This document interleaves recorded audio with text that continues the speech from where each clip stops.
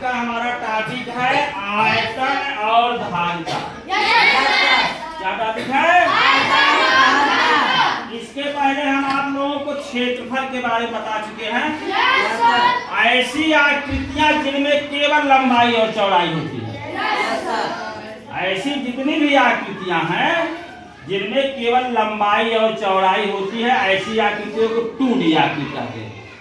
ठीक, जैसे हमने देखो क्या एक पेपर लिया है, इसको यहाँ रख रहे हैं, इसमें लंबाई है, चौड़ाई है, ऊंचाई है कहीं?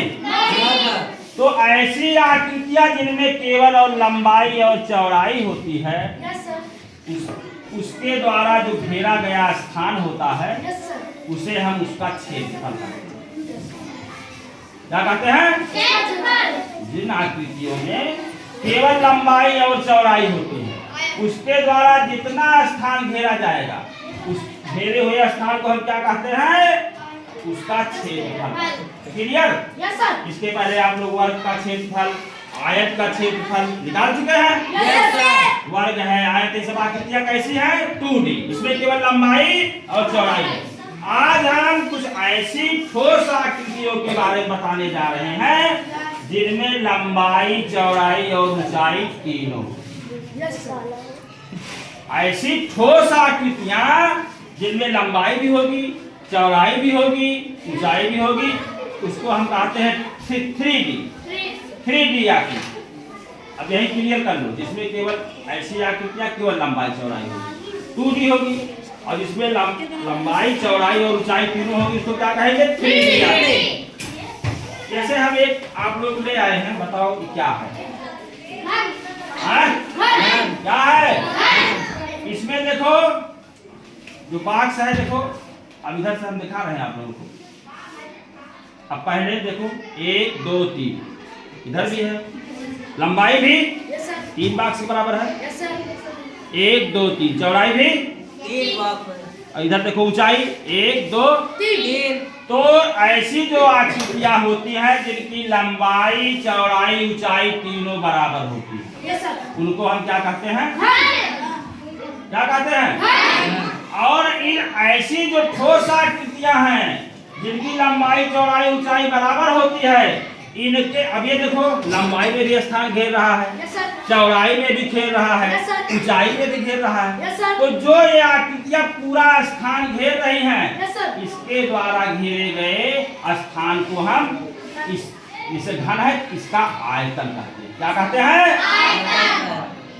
वहां आप जिसमें केवल लंबाई, चौड़ाई होती है, उसके द्वारा स्थान को घेरा जाता था, क्षेत्रफल कहते हैं उसको। लेकिन अगर इस तरह से कोई वस्तु है, कोई ठोस आकृति है, इसमें लंबाई, चौड़ाई, ऊंचाई तीनों है, तो उसके द्वारा जो सम वाले पूरा स्थान घेरा जाएगा, उसको क्या कहते हैं? आयतन। क्या? आयतन। अब देखो ये घन हो गया, एक हम और ले आए, देखो भाई ये क्या है? घन।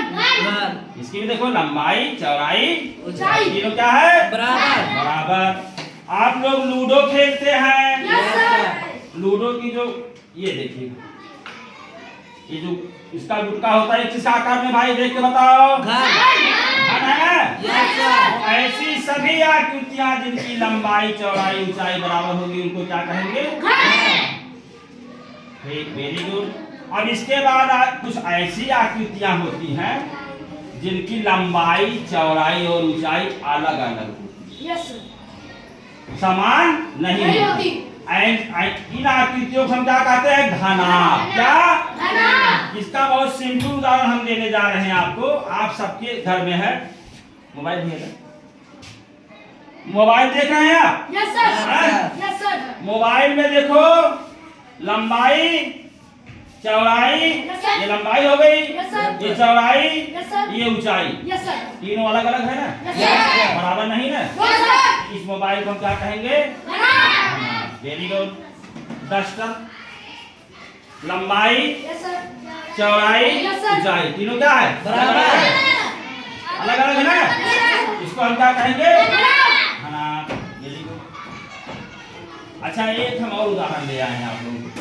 जैसे हमने एक डिब्बा, एक जूते का डिब्बा ले आए थे, इसकी आकृति बताओ भाई, कब क्या कहेंगे इसको? इसकी लंबाई, चौड़ाई, ऊंचाई तीनों अलग अलग है। तो हमने इसको मापा था, इसकी जो लंबाई है 20 सेंटीमीटर। कितनी है? 20 सेंटीमीटर। चौड़ाई इसकी है 10 सेंटीमीटर। कितनी है? 10 सेंटीमीटर। ऊंचाई इसकी है 8 सेंटीमीटर। तो लंबाई चौड़ाई ऊंचाई तीनों अलग अलग है। Yes sir. अब इसके द्वारा जो जितना स्थान लंबाई में, चौड़ाई में, ऊंचाई में जो पूरा स्थान घेरा जा रहा है, इसको हम इस जूते के डिब्बे का आयतन कहेंगे। क्या कहेंगे? आयतन। और आयतन जो घनाभ का या इसका आयतन जब हम का मापन कैसे करेंगे? लंबाई, चौड़ाई और ऊंचाई तीनों का गुणा। कैसे करेंगे? जब हम इसे घनाभ है, इसकी लंबाई, चौड़ाई और ऊंचाई तीनों का गुणा कर देंगे तो इसके द्वारा कितना स्थान घेरा जा रहा है हमको पता चल जाएगा और उसको हम इस घनाभ का आयतन कहेंगे। अब इसको यहाँ से समझो। ये देखो घनाभ का चित्र हमने यहाँ बनाया है। अब इस जूते की लंबाई कितना बताया हमने? 20। लंबाई है 20। ठीक, कितना है? 20 सेंटीमीटर। चौड़ाई कितनी है? 10 सेंटीमीटर। 10 सेंटीमीटर। ऊंचाई कितना है? 8 सेंटीमीटर। और हमने क्या बताया कि अगर इसका जो है मापन आयतन निकालेंगे तो तीनों का गुणा किया जाएगा। हाँ? तो घनाभ का आयतन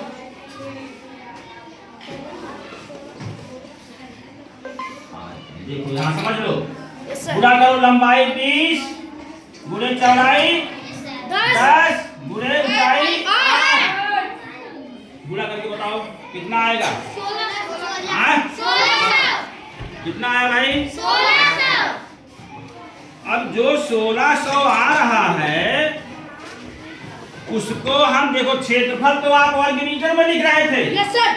लेकिन आयतन जो है घन मीटर या घन सेंटीमीटर, तो आ जाएगा 1600 घन सेंटीमीटर। क्या होगा?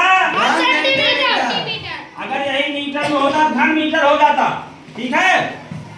अब तो इसका मतलब हमको क्या जानकारी मिली कि घनाभ का जो आयतन होता है वो बराबर होता है लंबाई गुणे चौड़ाई गुणे।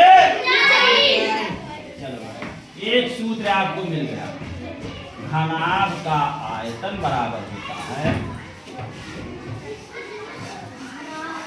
लंबाई गुणे चौड़ाई गुणे ऊंचाई। ठीक, इसमें कोई शंका किसी को है? घनाभ का हमको आयतन निकालना रहेगा तो हम लंबाई, चौड़ाई और ऊंचाई तीनों का क्या कर देंगे? गुणा। और हम उदाहरण ले आए हैं। देखो ये आकृति कैसी है घनाभ की? घनाभ है ना? अब इसको देखो, ये 1 सेंटीमीटर गुटका है। मान लेते हैं कि ये गुटका जो है, गुटके का आयतन कितना? 1 घन सेंटीमीटर है। तो अब देखो लंबाई पहले देखो, 1 2 हो गई, चौड़ाई 1, ऊंचाई 1। इसका जब आप निकालेंगे आयतन तो 2 गुणे 1 गुणे 1 आ जाएगा 2 घन सेंटीमीटर। Very good. इसी तरह से हम इसको ले लिए। ठीक, यस सर। अब इसमें क्या भाई? लंबाई 2 है ना, चौड़ाई 1 और ऊंचाई 2, तो 2 दूनी 4 करना है। इसका जो निकालेंगे 4 घन सेंटीमीटर। एक उदाहरण और हम दे, क्लियर समझ लो। Yes sir. इसमें देखो बताओ पहले लंबाई कितनी हो जाएगी? 1 2 3 4, चौड़ाई 1, ऊंचाई 1 2, गुणा करो तीनों का 8 घन सेंटीमीटर। भाई बहुत सुंदर। अब आप ये बताइए, अगर कोई घन हम ले रहे हैं, घन जैसे ये है या कोई घन ले लो, हमने ले लिया। चलो ये क्या है भाई? इसकी लंबाई, चौड़ाई, ऊंचाई तीनों क्या है? बराबर है। अगर इसकी लंबाई 2 सेंटीमीटर, चौड़ाई 2 सेंटीमीटर और ऊंचाई 2 सेंटीमीटर है, तो ठोस आकृति हमने क्या बताया कि किसी भी ठोस आकृति जो है, जो लंबाई, चौड़ाई, ऊंचाई का स्थान घेर रही है, उसका आयतन जब निकालेंगे तो लंबाई, चौड़ाई, ऊंचाई तीनों गुणा करेंगे। ठीक। अब देख लो घन का आयतन भाई आप कैसे निकालेंगे? यहाँ समझो पहले, घन का आयतन जो होगा क्या होगा? लंबाई गुणे चौड़ाई गुणे ऊंचाई, यही तो है। और तीनों बराबर है, तीनों बराबर है ना। अब देखो यहाँ क्या हो जाएगा? 2 2 गुणे 2 गुणे 2 2 दूनी 4 दूनी 8 घन। तो इस जो ये घन है या आकृति जो घन की है, इसका आपको आयतन कितना मिला? 8 सेंटीमीटर। अच्छा, इसमें एक चीज देखो, आप किताब में और दिया है, ये कह रहा है कि जब लंबाई चौड़ाई ऊंचाई बराबर है, एक सूत्र और बता दिया है। देखो यहाँ पर, यहीं पर देखो, घन का आयतन तीनों बराबर है, लंबाई चौड़ाई ऊंचाई ना। 3 बार कह रहा, भुजा गुणे भुजा गुणे। आप इस तरह से भी निकाल सकते हैं, ठीक है? या इसको किस तरह दे सकते हैं? भुजा और भुजा का घन, माने भुजा का घन माने 3 बार भुजा का गुणा, ठीक है? तो घनाभ का आयतन जो होगा वो लंबाई गुणे चौड़ाई गुणे ऊंचाई, और घन का आयतन जो होगा भुजा गुणे भुजा गुणे। दोनों की आकृतियां आप समझ लेंगे। घन क्या है, घनाभ सबको समझ में आ गया? आयतन निकाल देंगे। अब हम कुछ सवाल देंगे, आप लोग लगा के दिखाएंगे, पहले ताली जाए।